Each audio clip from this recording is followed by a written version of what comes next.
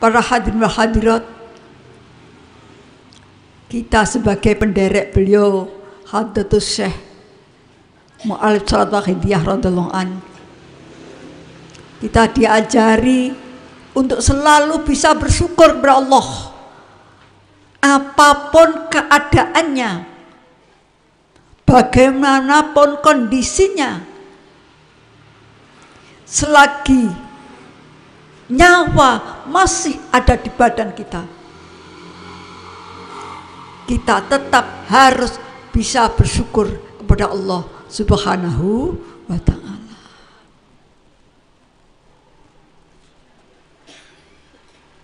Apalagi kita masih bisa menghadiri acara Mujadah Busana ini, masih diberi kesehatan, masih diberi kemampuan untuk bicara, masih diberi kemampuan untuk bisa duduk, masih diberi kemampuan untuk bisa ngantuk. Ya, bapak-bapak masih ngantuk, bu-ibu ngantuk, Bu? Alhamdulillah, ngantuk itu paringan Gusti Allah. Tidak pernah ngantuk, ini tambah soro niki mungkin nggih. Kok gak ngantuk-ngantuk sih? Kita syukuri.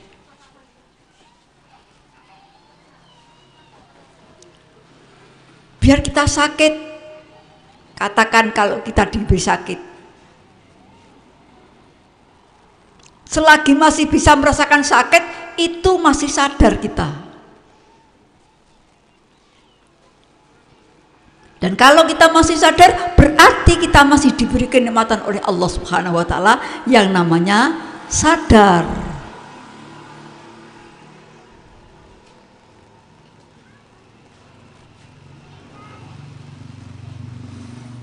Hadirin wa hadirat hadakumullah.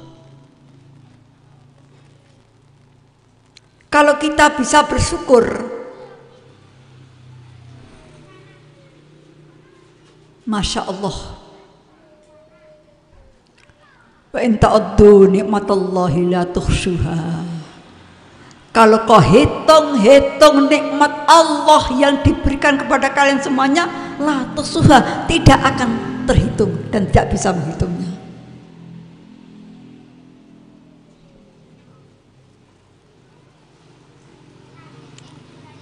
Kenikmatan bisa kedap, Bu.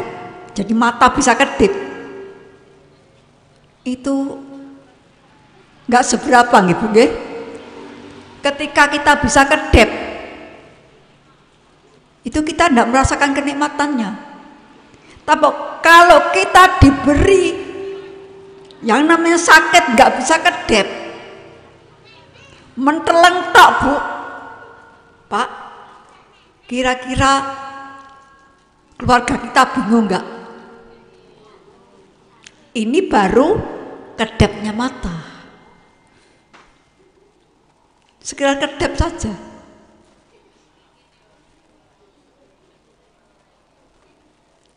Makanya kita tidak bisa menghitung nikmat Allah yang luar biasa ini.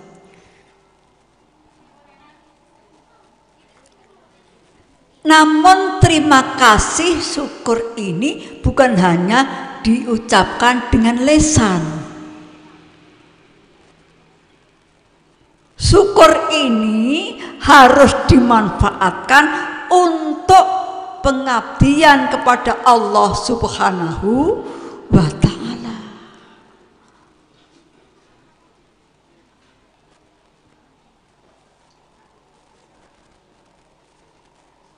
Semisal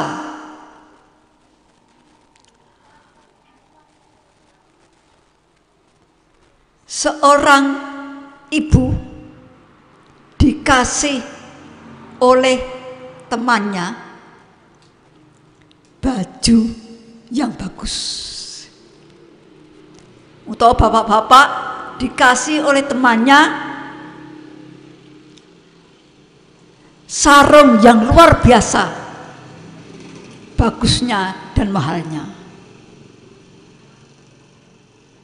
Sarung dan baju ini untuk apa?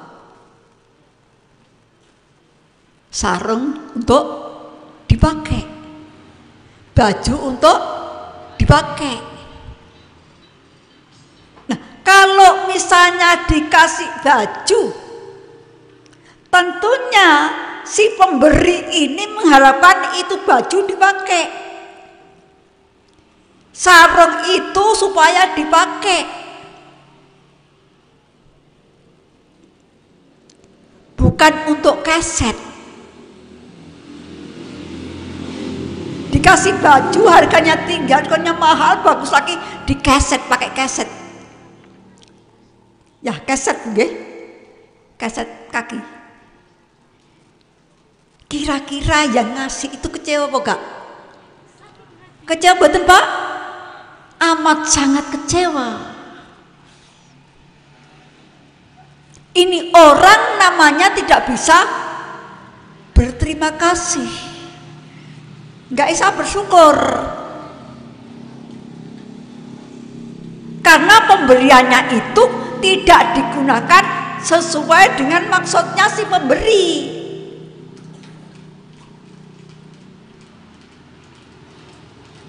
Demikian juga Allah Subhanahu wa ta'ala memberikan kenikmatan kepada kita semuanya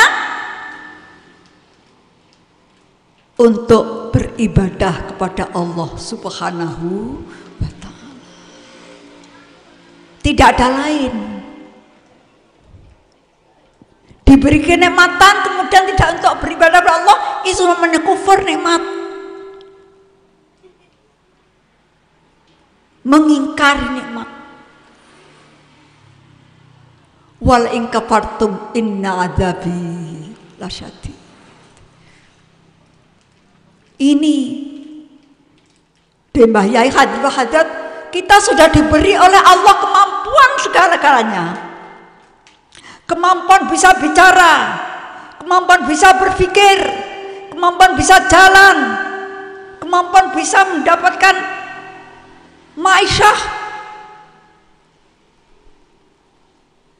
Jangankan terima kasih, jangankan yang namanya syukur itu dipakai, sudah tidak bisa terima kasih, nggak tahu diri kepada yang memberi. Ini hadirin Mbah Yai, mari kita introspeksi. Umur yang diberikan Allah kepada kita sudah berapa persen yang kita pakai untuk ibadah kepada Allah?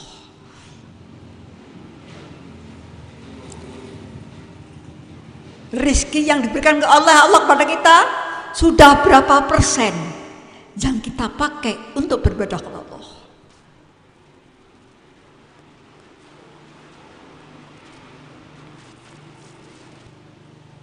Beliau mu'alif salat yang memberikan satu bimbingan yang luar biasa, yaitu ajaran lillah billah. Terutama ajaran billah inilah ibu-ibu, bapak-bapak sekalian yang kami hormati. Dengan kita billah dalam segala sesuatu, kalau kita bisa menerapkan billah, maka perbuatan-perbuatan yang kelihatannya perbuatan duniawiyah,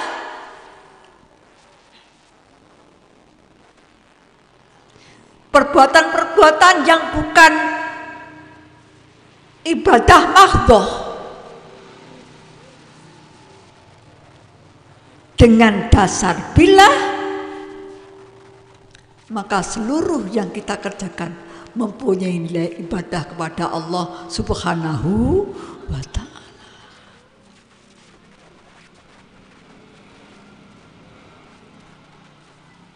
Kita kaum ibu, kalau pagi ada nyambi ke pasar, nyambi jualan, juga masak di rumah, juga ngopain putra-putra nih. Sekilas ini masalah duniawiyah, tapi dengan lillah billah, apa yang kita kerjakan mempunyai nilai ibadah. Itulah bimbingan beliau mu'alif sholawat wahid.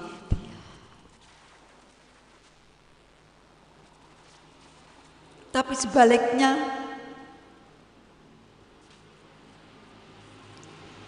ada perbuatan-perbuatan yang nyata-nyata merupakan ibadah. Ibadah mahdhah. Itu ibadah yang sudah ditentukan cara-caranya, kaifiatnya oleh Allah Subhanahu wa ta'ala. Apa itu? Seperti sholat, zakat, puasa, haji, dan sebagainya. Itu ibadah mahdhah. Tapi bisa juga tidak ada nilai ibadah sama sekali kalau tidak ada lillah dan billah. Kalau ada kecampuran-kecampuran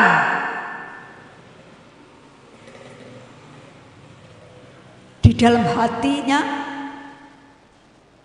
ada unsur riya, ada unsur takabur,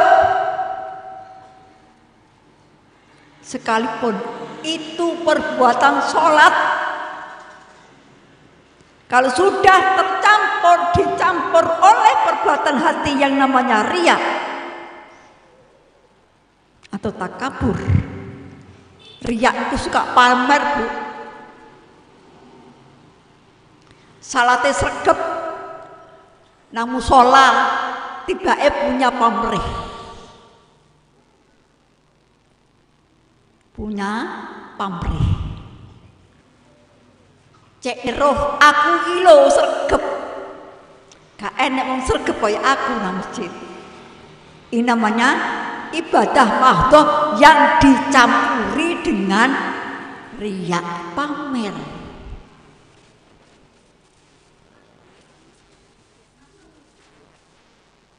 Ibadah seseorang yang ada riyaknya, ada pamernya, maka ibadah itu tidak akan diterima oleh Allah Subhanahu wa ta'ala. Allah tidak akan menerima ibadah seseorang yang kecampuran riya atau pamer.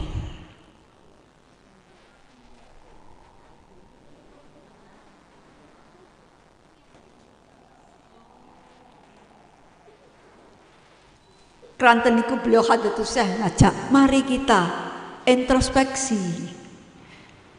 Kenapa bisa begitu?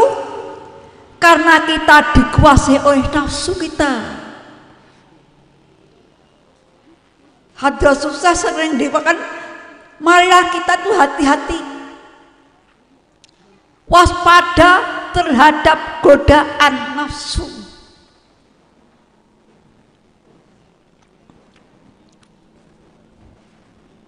Kita jangan sampai ditunggangi oleh nafsu.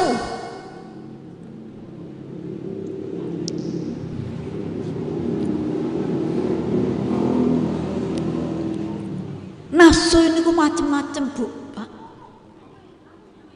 Ada nafsu bahimiyah, ada nafsu sabuyah, ada nafsu amarah, ada nafsu syaitaniyah. Ini kula jenengan saya kalau tidak waspada akan dikuasai oleh itu. Nafsu bahimiyah ada nafsu yang wataknya kayak hewan.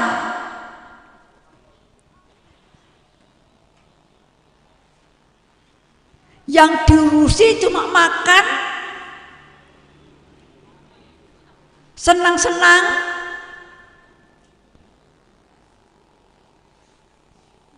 masalah seks, ya masalah lahiriah dia tidak ada nilai apa-apa. Boro-boro nang Gusti Allah sing kei, boro-boro terima kasih kabar yang beri, semuanya dianggap ingin lalu. sudah inginnya seperti itu, jadi hidupnya cuma makan, tidur, ya cari maisha wajar, tapi hanya untuk makan, tidur, senang-senang saja. Dari Mbah Yai tidak ada bedanya dengan hewan.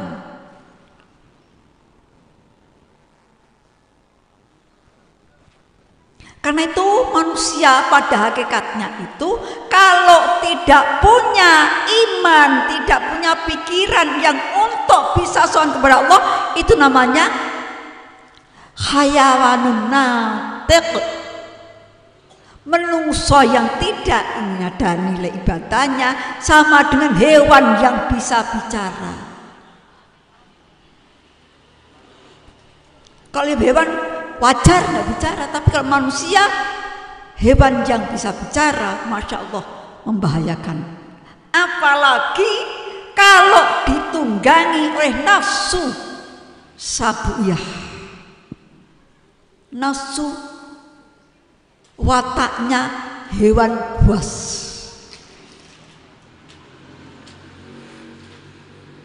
Seseorang yang ditunggangi oleh nafsu hewan buas ini punya keinginan untuk menguasai segala-galanya.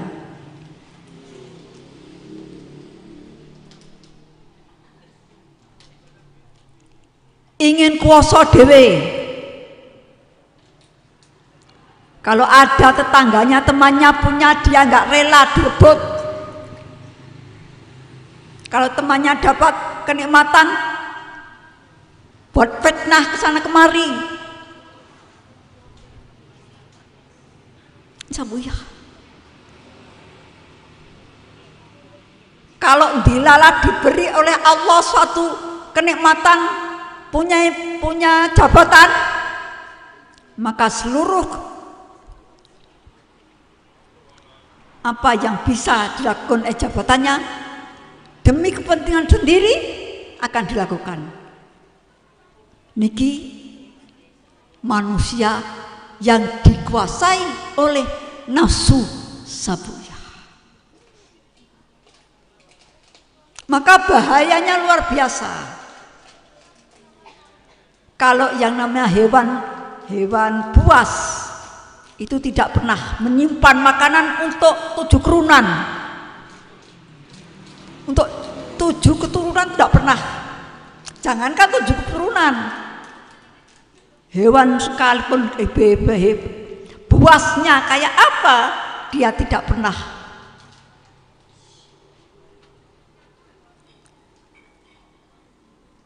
mengambil makanan untuk hidup besok pagi.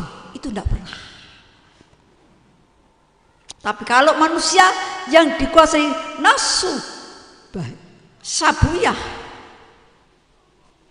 na'udzubillah min syarri dzalik, maka jenengan semuanya akan tahu mereka-mereka yang ditangkap oleh KPK. Kenapa bisa begitu? Dia penonton hikam to al aslu kullu ma'siyatin wa ghaflatin wa syahwatin ar-ridho anin nafsi. Sumber segala maksiat,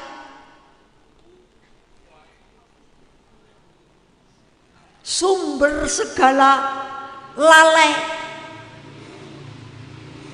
sumber segala syahwat kesenangan itu hanya satu, ar-ridho anin nafsi.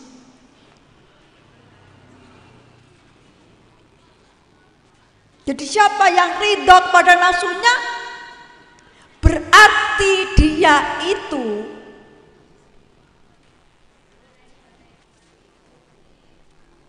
siap untuk menjadi sumber petaka, sumber maksiat, sumber kelalaian, sumber bahayaannya semuanya. Karena wataknya nafsu, innan nafsa la'ammaratum bisu. Niki watake nafsu, Bu, Pak. wataknya nafsu ngajak kepada kejelekan. Karena itu Mbah Yai, hentikan. Kita hendaknya bisa memanfaatkan nafsu. Nafsu diciptakan oleh Allah itu sebenarnya untuk kita manfaatkan, kita pergunakan untuk meningkatkan kesadaran kepada Allah Subhanahu wa ta'ala.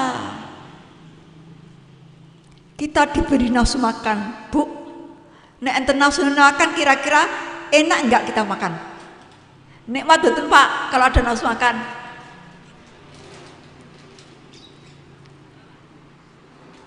Alhamdulillah diparingi nafsu makan, kita bisa makan dengan nikmat. Kalau ini kita dasari billah dan Mbah Yai, maka ketika kita makan, kegiatan kita makan ini mempunyai nilai ibadah kepada Allah. Malaikat nggak bisa Pak, malaikat boten saged Bu golek ganjaran saka makan, boten saged.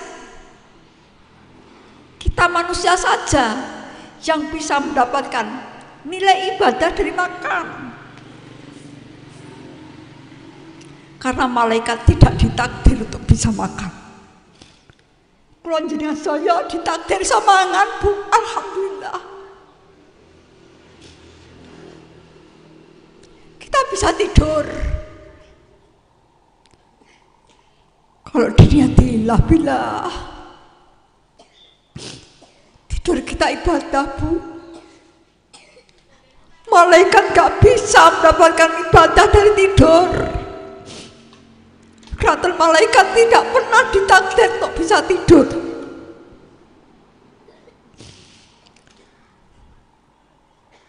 Kita diberi nafsu untuk senang kepada anak, istri, suami. Dengan dasar lillah billah, senang kita pada istri, senang kita pada suami, senang kita pada anak, mempunyai nilai ibadah. Malaikat tidak bisa untuk itu. Inilah kenikmatan-kenikmatan Allah yang luar biasa yang diberikan Allah pada kita semua. Moga Bapak Ibu mari, walaupun kondisi sekarang pandemi,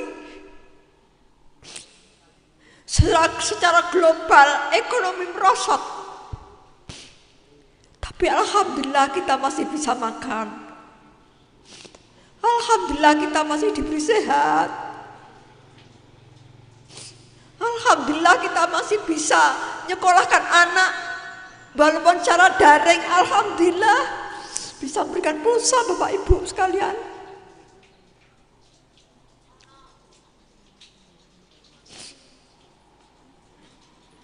Tanpa menyadari itu kita akan kersula. Kalau sudah kersula,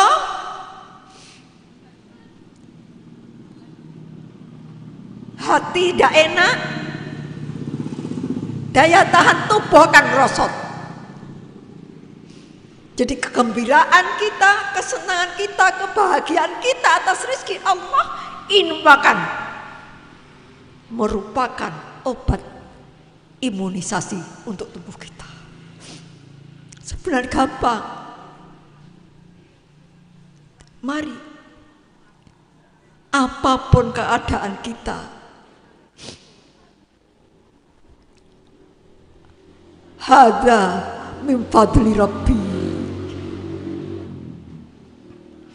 Itulah hadir yang kami hormati. Mari bangsa dan negara kita ini kita doakan, semoga para pemimpin negara, para tokoh-tokoh masyarakat, tokoh-tokoh partai, ya, kepala-kepala daerah, dengan seluruh aparatnya kita doakan, semoga selekasnya diberi hidayah oleh Allah Subhanahu wa ta'ala. selekasnya diberi kesadaran oleh Allah Subhanahu wa taala. Para beliau-beliau itu punya kewajiban untuk memberikan pelayanan kepada seluruh bangsa dan rakyat Indonesia. Kenapa kita harus mendoakan? Kalau kita tidak mendoakan para bapak ibu,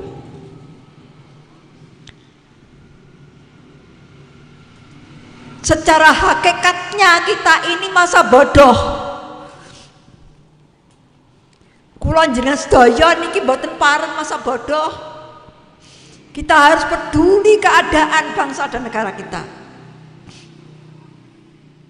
Kita harus doakan. Kenapa harus doakan? Satu saat, di saat hisab nanti Bapak Ibu sekalian, kalau kita tidak mendoakan, mungkin tetangga, mungkin teman, mungkin tokoh-tokoh masyarakat, tokoh negara, karena kita tidak mendoakan,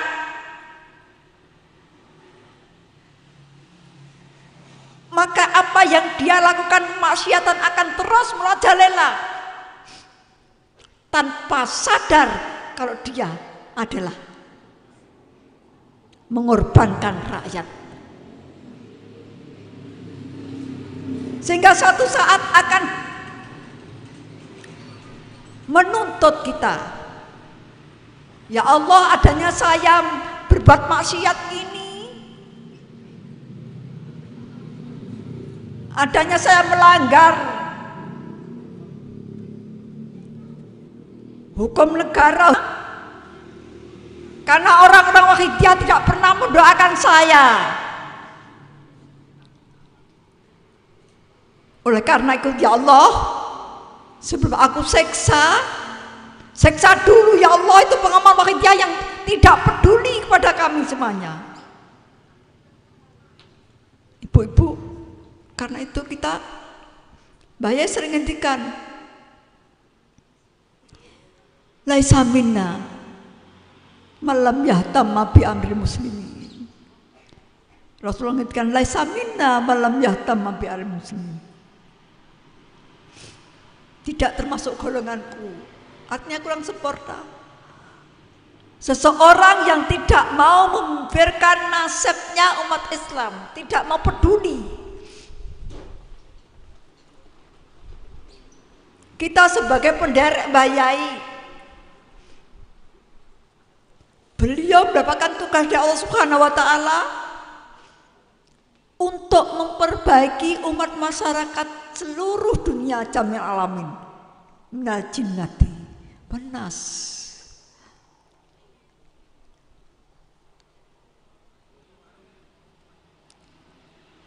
Logikanya, kalau kula jenengan sedaya, kita semuanya itu logikanya sebagai penderek Mbah Yai, mestinya ikut mendoakan seluruh umat masyarakat jami alamin. Kalau kita mendoakan saja tidak, kelakuan kita amburadul, ini bukan pengikut ini. Ini adalah memberatkan tugas beliau untuk memperbaiki umat masyarakat.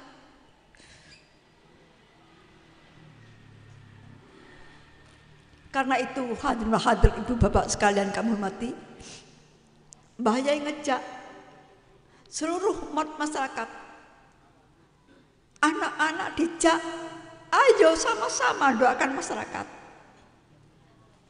Remaja, mahasiswa, bapak ibu semuanya. Karena apa?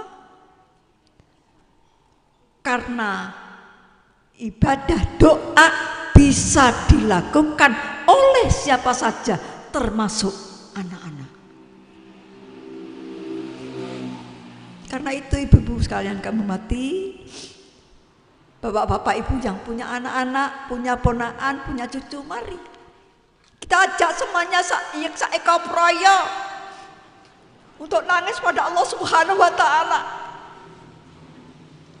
agar umat masyarakat jami alamin niki yang diparingi sadar. Jangan hanya pokoknya aku sadar wis, jangan.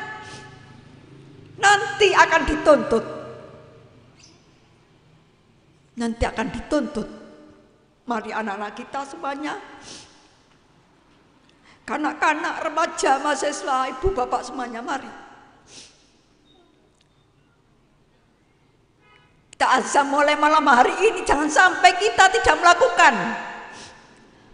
doa untuk umat masyarakat jami alamin. Piro se angele ndongakne wong to piro angele.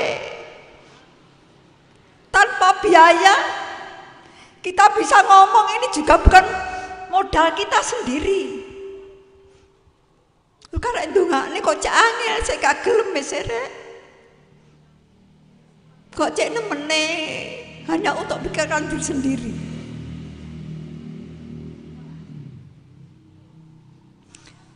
Memintakan ampun kepada saudara kita. Setiap orang yang kita doakan, kita mohonkan ampun, maka setiap orang itu kita akan dapat pahala-pahala. Tapi syaratnya, kalau mohon ampun itu betul-betul didawakan al-mustaghfiri bilisan. Jadi istighfar, orang yang istighfar dengan lesannya tapi masih melakukan perbuatan dosa, perbuatan maksiat, ini sama dengan menghina Tuhannya. Di kula njenengan sedaya mohon ampun pada Allah. Nyun sewu, jangankan pada Allah, pada teman-teman kita sajalah. Minta ampun ya, tapi sambil menempeleng.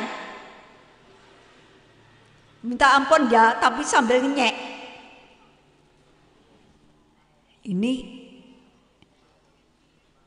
kita sama manusia saja seperti itu. Oleh karena itu, mari kita introspeksi. Apakah permohonan kita, permohonan ampun kita kepada Allah betul-betul keluar dari hati nurani? Menurut Arkan dipun sebatakan, wa ma kana Allahu mu'adzibahum wa hum yastaghfirun.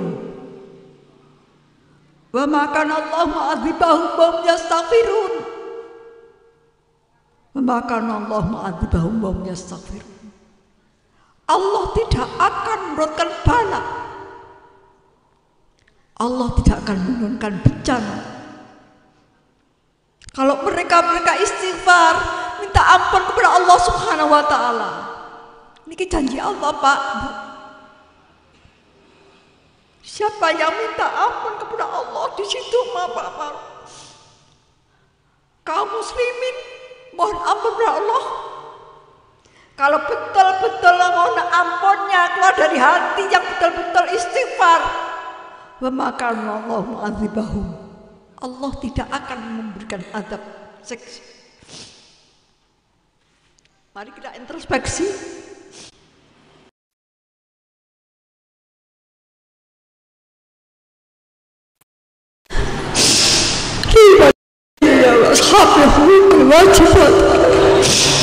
Berjami iman Allah biar salawat wa hadiah. Subhanallah la ilaha illallah. Berjami mu'minin. Tapi kenapa? Kenapa? Allah masih memberikan azab bencana di hadapan kita semuanya, Bu. Pak, mungkin istighfar masih perlu diistighfari.